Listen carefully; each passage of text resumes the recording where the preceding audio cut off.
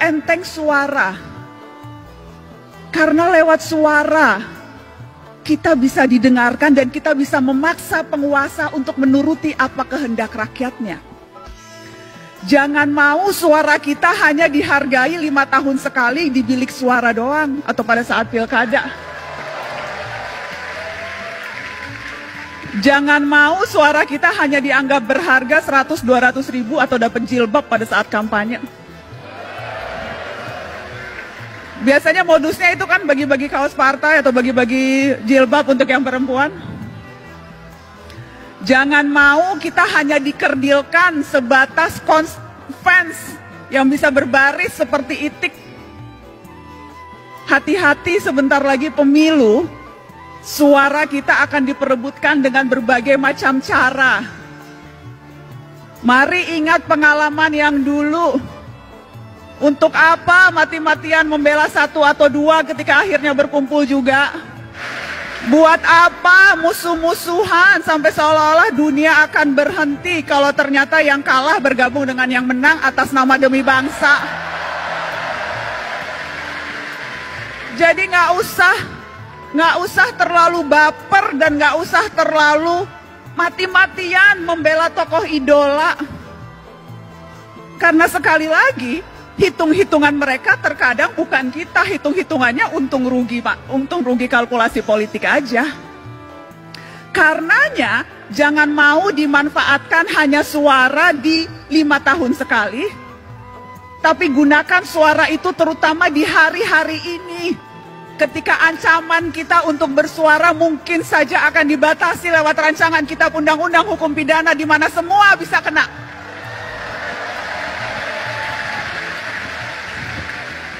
Terlalu berharga suara kita. Dan saya selalu bilang ini, cuma itu yang kita punya, suara. Negara punya yang lain. Negara punya kuasa, negara punya tentara, negara punya uang, kita punya apa? Kita punya suara. Dan yang harus kita waspadai adalah ketika kita terlalu takut dan berusaha mengecilkan suara kita, padahal yang kita butuhkan justru teriakan-teriakan. Jadi ya, menjadi pemimpin, menjadi presiden itu bagus, niat mulia. Tapi perhatikan suara-suara orang yang juga tidak punya kuasa, tetapi kalau berkumpul bisa berdaya. Jadi mari rapatkan barisan. Mari rapatkan barisan dan jangan mau ditipu-tipu. Jangan mau dipergunakan hanya suaranya, tetapi ketika kita menuntut hak-hak kita yang paling dasar, sedasar kebebasan berekspresi dan berbicara, itu kita tidak didengarkan. Tetapi kakak mau menegaskan ini adik-adik. Pergerakan jangan hanya sebatas kerumunan. Pergerakan terutama gerak mahasiswa jangan hanya sebatas kumpul-kumpul berkerumun. Ya, demonstrasi perlu dan harus terus dilakukan kalau memang strateginya seperti itu. Anak muda hari-hari ini adalah anak muda yang seharusnya pintar memilih dan memilah informasi, mana yang sampah, banyak sampah sekarang di dunia maya, dan mana yang fakta. Mana yang berita, mana yang opini, dan hati-hati mana yang propaganda. Dan kalau sudah yakin, sampaikan itu dengan lantang. Jangan mau ditakut-takuti polisi, suruh urus dulu tuh Verdi Sambo.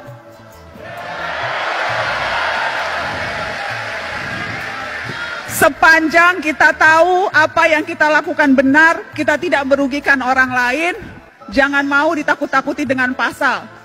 Kita juga bisa belajar pasal-pasal, kita juga tahu apa hak-hak kita sebagai warga negara. Kalau tidak tahu, cari tahu. Jadi jangan mau gampang ditakut-takuti. Dengan cara itu, kita bisa berdaya dan kita bisa memberdayakan orang lain. Dan harusnya itu ultimate goal kita dalam hidup. Bukan hanya memperbaiki kualitas hidup kita sendiri, tapi bagaimana kita bisa memperbaiki kualitas hidup orang lain. Dan itu bisa dilakukan tanpa jabatan formal, tanpa jadi presiden, tanpa jadi menteri, tanpa jadi anggota DPR, tanpa perlu pangkat yang tinggi. Kita bisa melakukan itu dalam tindakan kecil seharian sekalipun. Karena kuncinya sebetulnya peduli dan bersatu. Kutipan yang selalu saya tunjukkan ke setiap mahasiswa ketika Bung Hatta bilang seperti ini, peduli dan bersatu itu adalah kunci. Karena kalau tidak, Indonesia hanya